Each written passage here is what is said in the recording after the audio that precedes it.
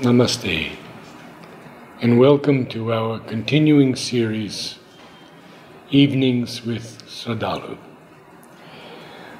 Previously we have learned about astrology and palmistry, and today we take up the subject of fate and free will.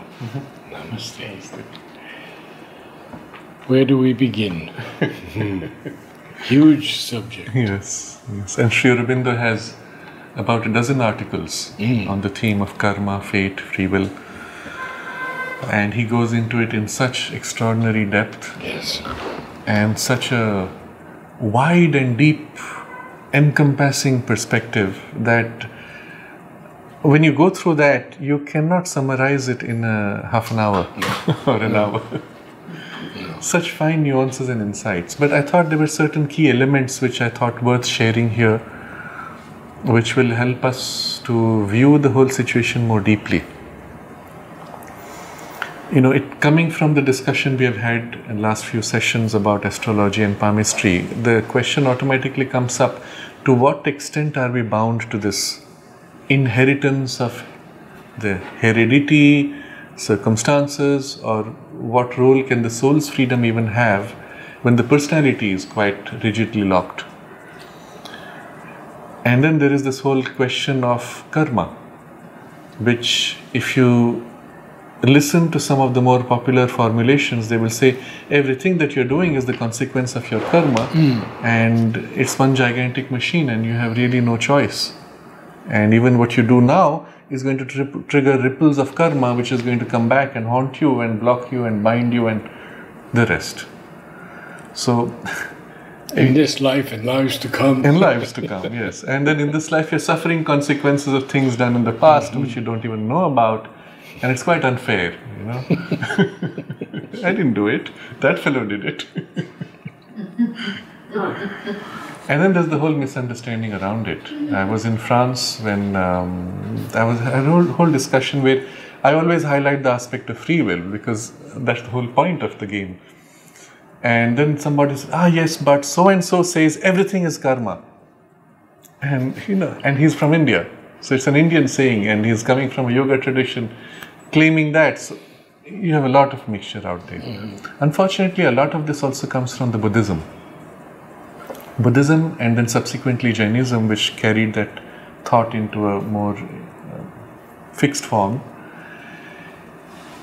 You have to recognize where Buddhism took a different direction. When the Buddha was looking for the solution for suffering and the shortest solution to get free of suffering. Okay, so automatically the shortest solution would be to get out of it rather than to solve it, which would be a longer process. So he gets out of the relative into the absolute, and that's his solution, to be free of suffering. In the process, of course, he's looking at the world and the cause of suffering through the chain of cause and effect. And so the existing knowledge of karma is brought in, which was already there, he didn't invent that. But then he removed from the whole perspective the soul and the divine, because they were irrelevant to his solution. When you have to get out of it, your soul and its expression in life has no meaning. The place of the divine consciousness has no meaning. You just want to get out into the absolute. So he removes these from the big picture of his practice. And the result is this huge machinery of karma.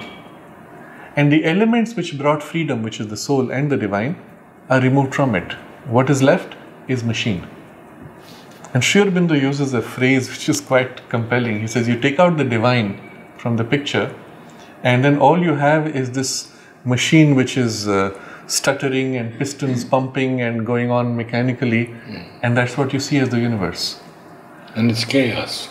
But it's not chaos, it is complex. It's ordered, structured, but it's a big prison. Oh, it is ordered and structured. Because karma is, everything that's happening now is consequence of earlier karmas. And every step you make is triggering off other karmas. So there's a chain of cause and effect. So complex, but intractable. You can never get free of it.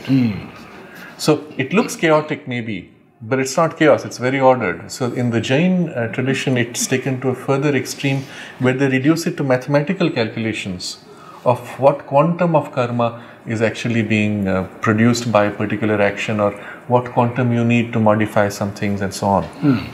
The end result of this whole perspective is that you're in this machinery trapped, and the only way for you to undo it is to keep doing positive karmas to neutralize negative karmas mathematically.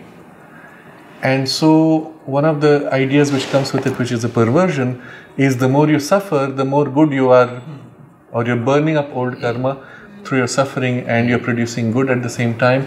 You'll get free of it faster, and it takes you to such an extreme perversion of life. It celebrates suffering as a way of escape and liberation, which is a complete perversion of the divine reality of things. Well, Sri Aurobindo goes to the heart of the question. He says, yes, the Buddhist formulation of karma is the most thoroughgoing so far, but, well, it stops there. And he puts it to you this way. He says, yes, there is a whole network, let's say, of karma. On a physical level, it is the most obvious, because I push and I'm pushed. And the physics and the law of physics is so compelling, it is almost fixed and rigid. There you see karma in the manner in which Buddhism, or most schools of Buddhism, tend to describe. And there are schools which look at it differently. But then they extend it to the level of the psychological domain also. And Sri Aurobindo says that doesn't work. Can the molecules inside your brain operating lead to you making a decision that is morally right or wrong? And there is no connection that you can see. Your moral choice seems to be independent, and its karmic consequence seems to be therefore independent of the physical karmic machinery of electrons and protons. So what he described is that you see many gradations of the karmic pattern. And then he reduces it all to one principle of karma, which is, there is first of all one underlying energy. And karma is nothing but the movements or flows of that energy. So underlying is the sense of oneness behind, and the sense of energy pushing, pulling, working out. So on a very physical level, the energy has its mechanical karmic process, chain of cause and effect. But on a moral level, you have a different quality of energy, but still the same sense of underlying oneness. And at a level of thought, perhaps also, you have something of this. In fact, you may feel in mind and thought that you're free. I can freely think what I want, isn't it? You can make a choice. But he says it's not really a true freedom, because your mind is ignorant. It's only aware of a little patch of awareness. You're not aware of the things beyond. And so to allow this to have full freedom would actually negate the whole point of the game. It would become a point of chaos in what is otherwise an ordered cosmos. So he says, yes, there is a freedom, but it's partial and it's very limited. The true freedom comes only when you go above mind into the cause of this whole thing. So now he gives you a very different picture. He says that, yes, energies are there. You're pushing, pulling against energies. Every movement you make creates ripples of energies. But if this were all, then you would have just this monstrosity, which would be pointless. So look at the whole point of the energy flow in the universe, and then look at the place of the human being in it. The human being may be a tiny element, tiny in form. The earth is so big, the galaxy is so big. But the will that is pushing this whole energy organizes itself in the individual human and expresses itself through the human. And so he says this is the point where the will, which was pushing mechanically all the electrons and protons, has organized itself to come into its own and can look through the human mind and through the human eyes at its work.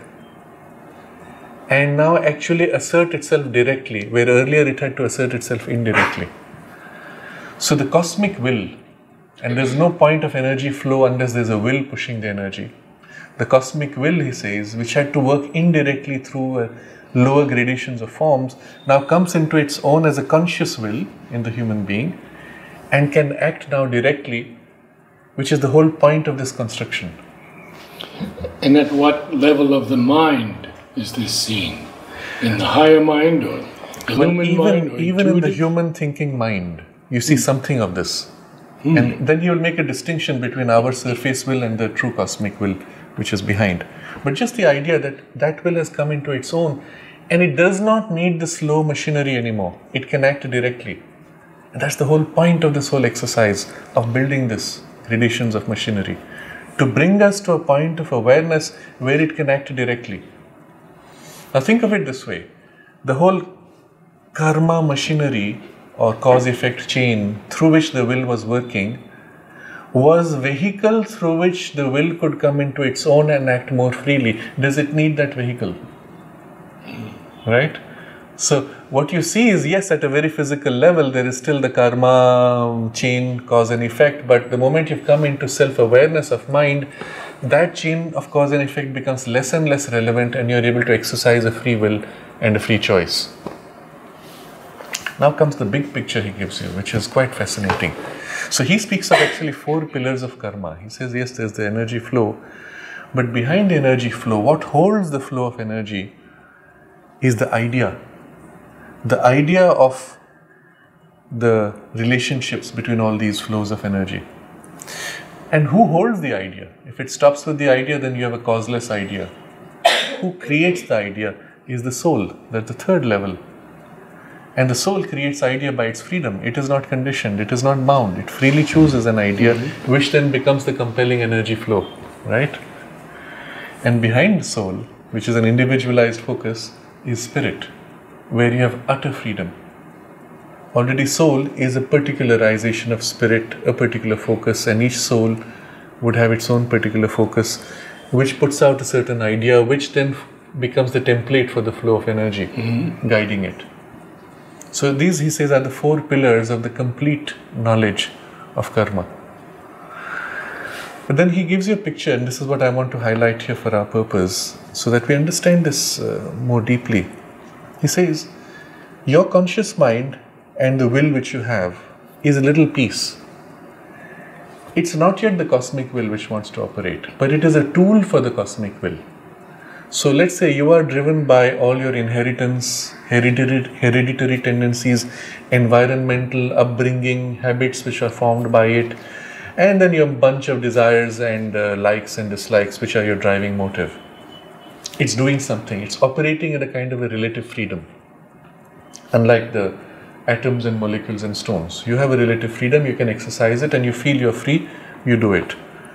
For the cosmic will, now this is a point where there's a greater exercise of freedom, and it needs only nudge this. It uses this as a tool to exercise. Now look at the big picture of many individuals with a relative freedom, and the cosmic will which wants to grow and develop its own possibilities of what? Growth of consciousness, of spirit, of strength of consciousness and power of consciousness to act, and the delight of consciousness to express and to relate to everything through its play of delight.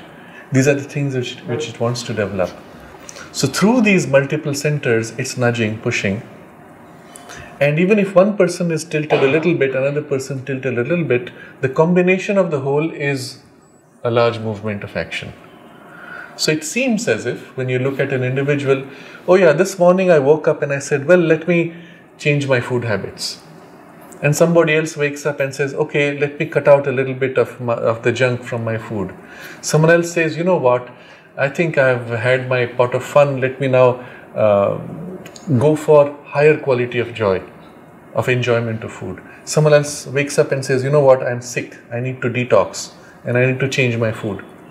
Now each one may have a slightly different reason, but in the overall pattern, suddenly you see a spike of health food purchase and interest shooting up. You see this happening in India in a very big way. In the United States, the movement had already begun maybe 20 years ago, but it was still small. It's now grown. But in India, what you're seeing is it's happening suddenly and it's happening everywhere. Yes. In a way that is not visible in the external discourse. But its result you will see down another maybe 2 years more. Suddenly everybody is conscious and is aiming for healthier foods. You'll see chains of health food suddenly bursting out all over. And it's just on the brink of sudden expression. But unfortunately, you see KFC and McDonald's also springing up. That phase we had to pass through because it was the attraction of the glitter of the West. They said, oh yeah, what's all that? We need to try it out. We need to have it. So the collective spirit, let's say the nation spirit, said, let me get the best of other cultures, takes it in, and then chews it and spits out the portion it doesn't like and keeps what it likes. So what will happen is the health food chains will come up. They will have the same standards of, let's say, performance, delivery, quality as those other chains, but with a completely different content, different attitude, different quality of experience, of consciousness, and so on. But it needed to taste all those elements and then decide what it wants to keep, what it wants to expel, even excrete. But that's the transition we are at. So sometimes it just spits it out, sometimes it takes it in, it has indigestion and throws it out, whatever. So we're in that very interesting transition and on the brink of a revolution. But who made this happen? It's not like each one of us decided to coordinate our interests. It was this larger will operating through the collective that nudged each one just a little bit, enough to be able to make this breakthrough. It cannot do that through the chain of karmic entanglements at a physical level, or the chain would be very slow. It will take a few billion years to form a rock, let's say. And what's the point of it? It cannot even express itself through the rock. But having come to the human, the individual will, which has a relative freedom, now becomes a tool. And then Sri Aurobindo explains how the individual will, because it operates in a relative ignorance, feels itself free, although it doesn't have freedom, but it senses the fate of the cosmic will.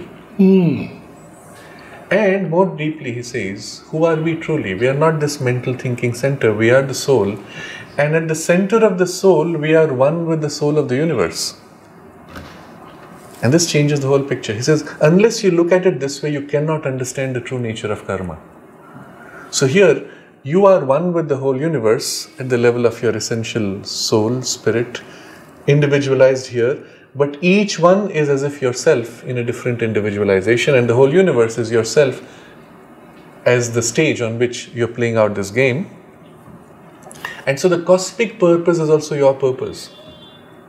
And the will of the soul working in you has freedom to act, but that freedom is not in conflict with the cosmic will, because it is the same one whose will is yours, who is also the cosmic will. So now comes the key. When this will acts, which is your true soul's will, it is in perfect harmony with the cosmic purpose, and yet it can operate in freedom to exercise itself. But that's not the will which is your surface thinking mind's will. That is this little limited awareness and freedom. But that is nudging this. And to the extent that your surface will aligns to that and seeks to align itself to the true soul's aspiration, the freedom of the soul can exercise itself more and more directly in your mind, in your life, in your actions. And the beauty of it is you are entirely free to act, and at no point are you in conflict with the freedom of the universe or freedom of others, because it is the same one cosmic will. And this picture gives you a deeper understanding of what karma does or really is. Now we have only spoken of freedom, but where is karma in this? The action you do and the ripples it has are assisting others in exercising their freedom and fulfilling their will. Equally, their actions are coming in as ripples to assist you in fulfilling your will. The actions you have done in the past, of which you have no memory here, are also ripples assisting your decision made now. So from the soul's perspective and its true will, the will it has been following it has followed across lives. It has created ripples of movements 7 lives ago, which are still there with you, helping you now for what you want to do now, because it knew what it wants to do now. Not in detail, but broad, in a broad sense. So what it has been working towards, even if it is navigating, has been setting forward ripples which are all actually assisting. And so when you look at it from the perspective of the soul, the picture is so different. We are actually all helping each other, and karma is only a process of assistance for the larger fulfillment of the cosmic will. Your teacher often used to stress the importance of satsang. How is that operative in this? Yes. The recognition that we are not alone in our journey. That the journeys of others are as much our journey as is our individual journey. And that we are all nourishing each other and assisting each other changes our sense of responsibility and even our sense of the work that we do. When we can become conscious of this truth, then collectively also we can share in this. And if 20 of us share in this truth, we can meet together with this awareness and have, well, satsang is the term used. The way it's translated is good company, but if you go more deeply into the root, sat will be truth. Sang is the collective. So it's the collective of truth that is being expressed, or rather the truth being manifested in the collective body as distinct from an individual body, but not in conflict with the individual anymore, perfectly harmonized. So the true sense of satsanga can be much deeper. And in a sense, communities such as ours are intended to be this beginning of a divine community or a divine collective for the divine expression. Beginning is all we can say. If we are conscious of this, then we can be more expressive. If we are not conscious, then we become individuals in conflict. The challenge, the mother said in context of Aurobindo, is as long as we are aligned to the sense of our common purpose, you will find harmonies falling into place easily. You lose sense of the common purpose and you'll have disharmonies falling into place easily. And that's the same situation in the ashram or any collective that we have. But it is a kind of a mutual nourishment when we meet together and we relate to each other on the basis of our shared aspiration. It nourishes us at a deeper level of the soul, and somehow our personal difficulties and problems pale and they seem less difficult or less painful when we shift to this shared part of our deeper aspiration. So it's a useful thing for everyone to do. And again, I'll make it as a general statement for everybody listening to this, that wherever you are in your local space, if you can come together, meet for this purpose.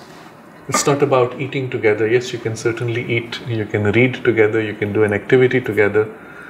But the goal should be in whatever you do together that you share something of your aspiration.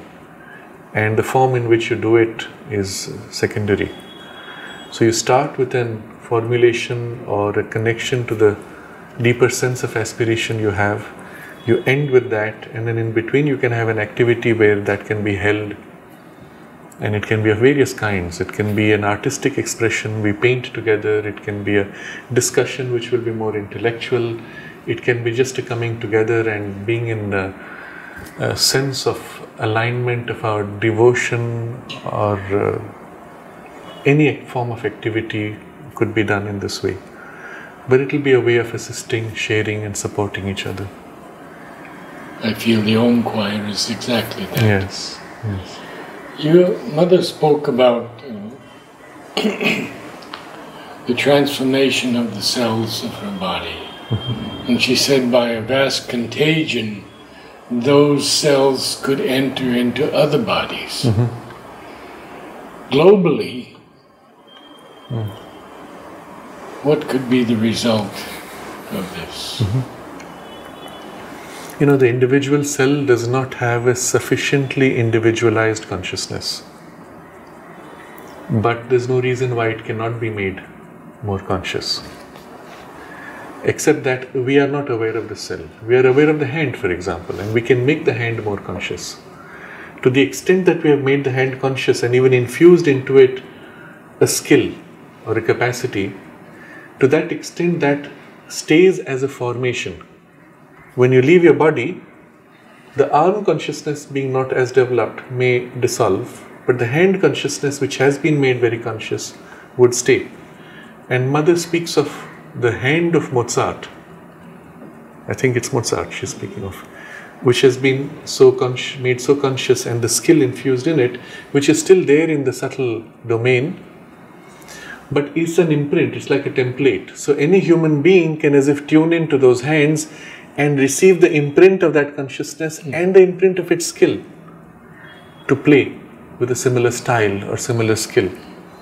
And this is one of the mechanisms by which we actually transmit or share the collective growth.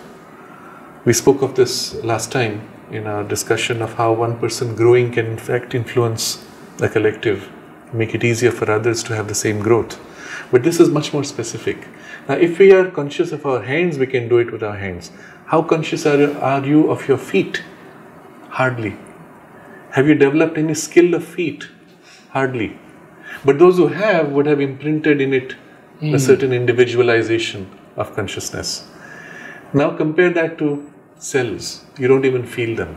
There's no question of developing individualization there or any awakening of consciousness, unless you have developed the capacity to become conscious of the cells and then enter into that consciousness, intensify the consciousness and awaken in it a spiritual aspiration. That's what Mother did in her body. And so in her body, the cells, although they have a group consciousness, even the group consciousness of the cells were sufficiently developed that even the individual cells, some of them had developed an individuality. And the cellular consciousness was not only awakened and made conscious in its own way, but into it she was able to infuse the aspiration for the divine, the seeking for the divine, and then even the receptivity to the divine consciousness. And then she said, changing the allegiance of the cells. Now this is a very interesting thing. What is it that drives the motive force of your cells?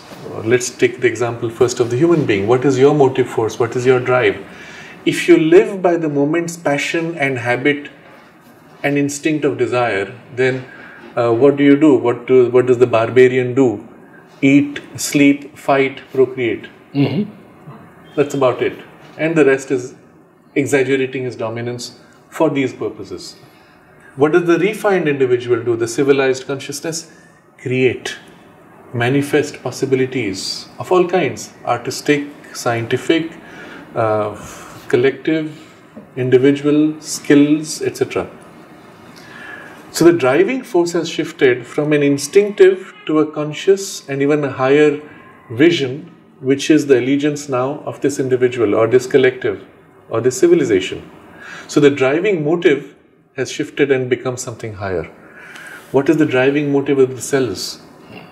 And if you leave them at the level where they are semi-conscious or subconscious as a collective, they are driven by the old habit. Grow, survive, procreate, survive, die, struggle not to die, and then somehow grow. That's the state of consciousness in the cells. Now you awaken the cells to the point where they are aspiring for something higher. What do they live for? They live for increasing this contact with the higher consciousness and expressing it, its beauty, its joy, its light, its freedom.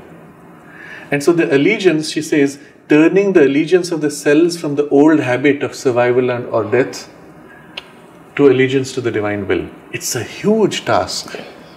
For us to do that in our individual mind or individual consciousness itself is lifetime's work.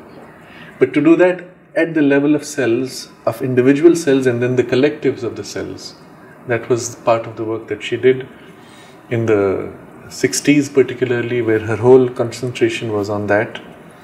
And the result, she said, was actually many cells in her body and the collective had changed.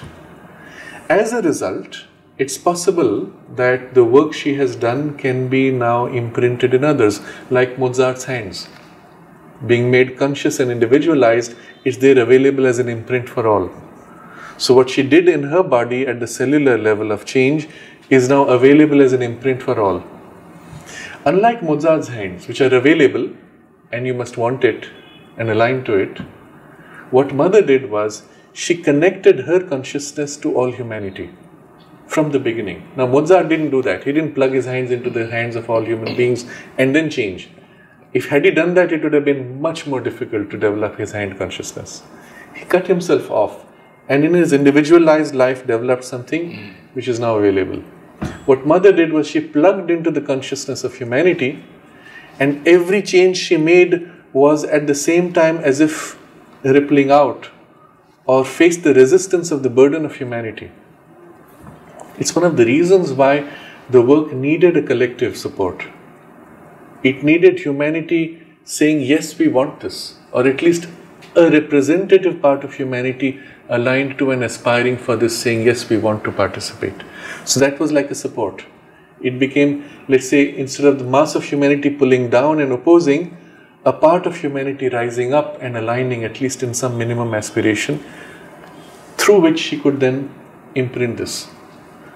So what's happened is, the change she made in her body has had its permanent imprint in the human consciousness, and I would suggest in the universe, because it's not been done before.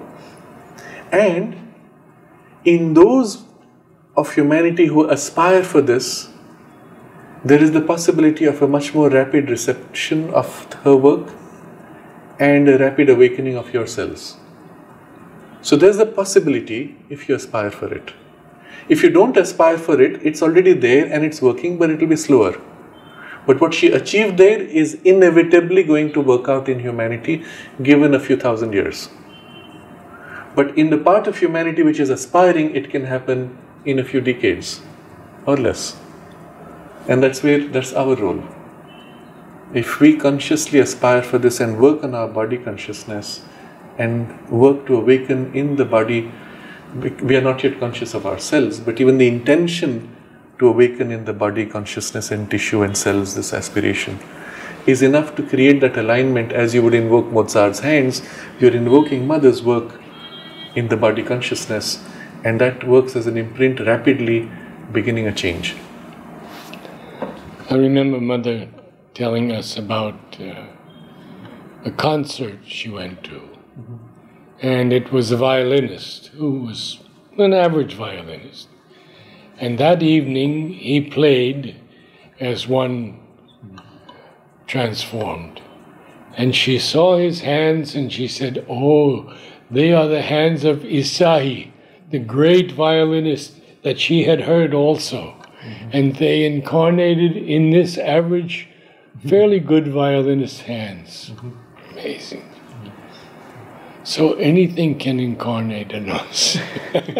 If the aspiration is there. If the aspiration is there. And if the flexibility to receive is there. Yes. So in our case, and as because our goal is much larger than just developing a skill, Sri Aurobindo says 3 things are needed. First, consciousness. Second, plasticity. Third, surrender. You'll find this in the little booklet, The Mother.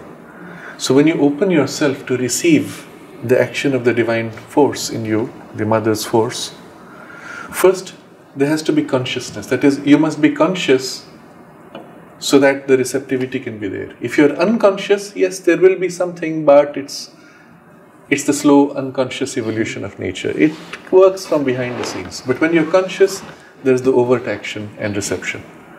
Second is, when you receive, what you receive is something higher and so different that it must have space to express itself, its values or its forms, for which you have to be plastic. If you are rigid, that's all I know, that's all I can do, even if a higher consciousness comes, it's like wandering inside narrow serpentine lanes. You don't have the open vast space to play out and run and freely express.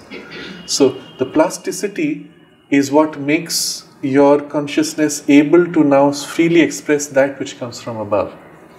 So even if an intuition came with very vast knowledge, if your mind is narrow, you'll only catch the aspect which aligns to your narrowness, and the rest is lost. But if your mind is flexible, as the intuition comes, it will expand your mind and there will be this broad revelation, which is what in that case of the violinist, he had enough plasticity that Isai's hands coming in could now freely express. But if he was rigid, you would have seen glimpses of it and it stops there. So second requirement is plasticity. And then third requirement, so far you have received some expression, but you want the full transformation. For that you must be able to let go of what you are, to give yourself entirely and exclusively and allow her full action. So it goes in these three steps, and as the surrender grows, the consciousness also grows, because she fills your consciousness and lifts it. And with consciousness now the plasticity grows, with it surrender grows. And so it's a three-step process repeating in cycles until eventually there is the fully awakened consciousness and the plasticity of infinity and the surrender which is complete. And that's when the transformation is complete. But it starts with this small step. I would like to read a few lines from Savitri. Yes. In Book 1, Canto 2, The Issue, we meet Savitri, and Sri Aurobindo says, an absolute supernatural darkness falls on man sometimes when he draws near to God. Forced out from the protecting ignorance and flung back on his naked primal need, he at length must cast from him his surface soul and be the ungarbed entity within. Now, that hour had fallen now on Savitri.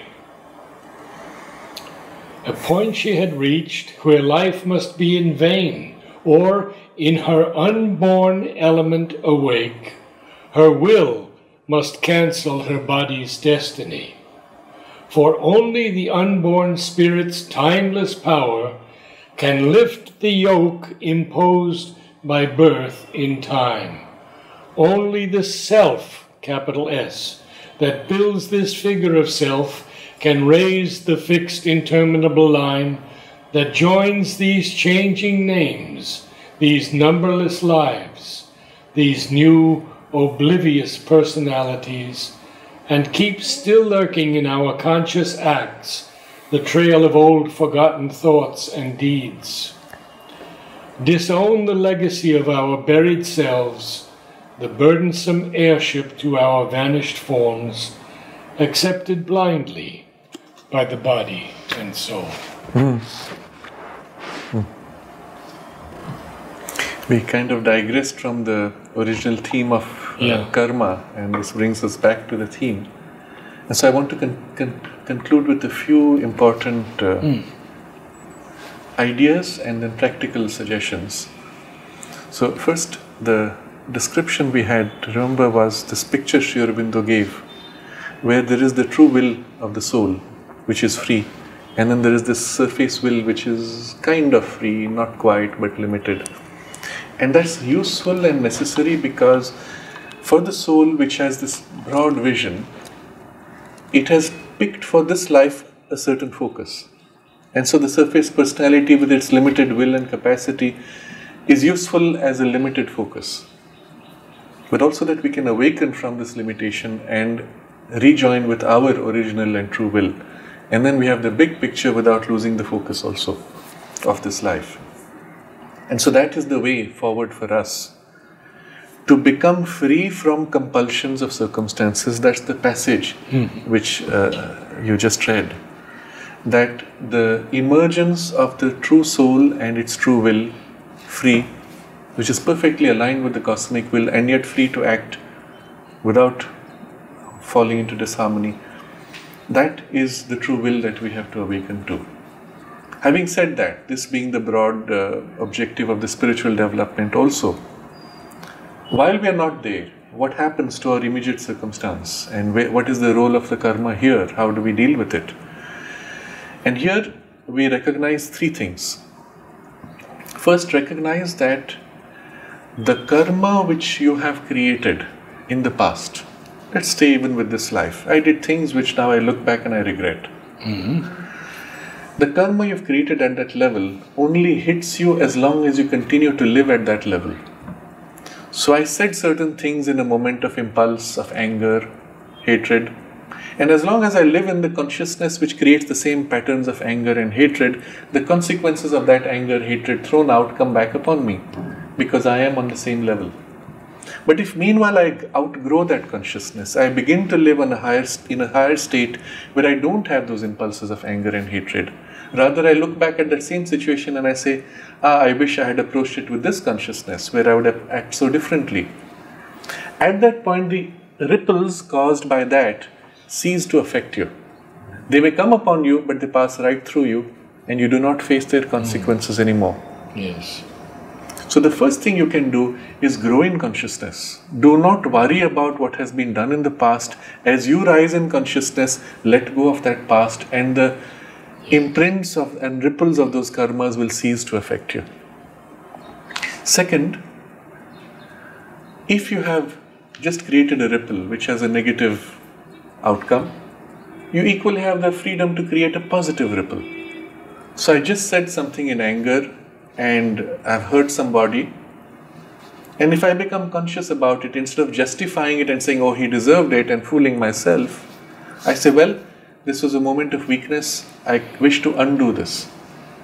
Find the way to undo. Maybe you go to the person and say, look, I'm really sorry, I was upset and I got carried away. It's not like me, and what I said does not represent what I feel about you, and say the things which you feel.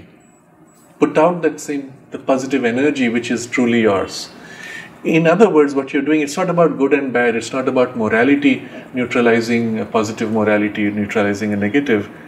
It's about a shift in consciousness which is more expressive of your true consciousness. What I did in an impulse was not my truth. What I act from now is more close to my soul's values and its perspective, and now I express that equally. Maybe I cannot fully neutralize that. The words spoken have hurt. I cannot undo that. But I can speak what is more truly me, and if it comes from a true consciousness, it will have a greater power than the negative statement. So again I'm highlighting, it's not morally correction. It's not, I did bad, now I give food to a few poor people, and so that will neutralize the bad thing which I did by taking from someone. It's not a moral balance. It's the shift of consciousness which is the key. Something closer to your truth, your soul values must now be expressed, and to whatever extent neutralize that. This is the second thing you can do. And the third is the line from Savitri.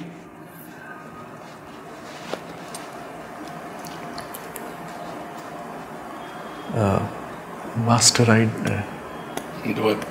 can link man's strength to a transcendent force. Yes. What is the line? A master act, a king idea. A master act, a king idea, can link man's strength to a transcendent force. A prayer. A prayer. A prayer, a master act. Yes. A prayer, a master prayer act. First, yes. A king idea can link man's strength to a transcendent force. You see, Then karma, miracle is made the common rule. that's the important line. Miracle is made the common rule. Why? Because the transcendent force is the freedom of the self, which can act bypassing all karmas. It can reorient all karmas. You see, if water is flowing this way, another water is flowing that way, remember, its energy is flowing. That's all karma is. Your intervention can turn the energy. The wind can come and reverse the current, isn't it? Mm-hmm. And the freedom of the self can act and rearrange the same karmic energies to bring out of them a completely different outcome of a positive result. It can override everything, because that's the source of the original movement of energy and the will itself. So you don't have that, as we said, but you have access to that through these three means. The prayer, which is the most direct means. Ask for the help. Place that situation before the divine consciousness. Literally take it in your awareness. This is the mess I have made. Here, I take it all, open it to you, invoke help. Help me now clear this, change the situation. But it's not done in a passive way. It's not by, okay, now you fix it. I'm going to go home and sleep while you fix it. show me the way, help me to change it and act upon it. So the invocation of prayer calls and creates a link from that action to here. And the result is that intervention which we would describe as miraculous, where things begin to change. You are still responsible to play your role, but the outcome is 1,000 times more than what your effort could put into it, because the rest is coming from there.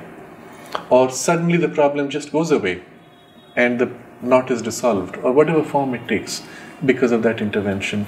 You can call for that, and the divine grace can act to change everything. You will recall the discussion we had on astrology, where the mother erased the destiny of somebody completely, and overnight all the problems were wiped out.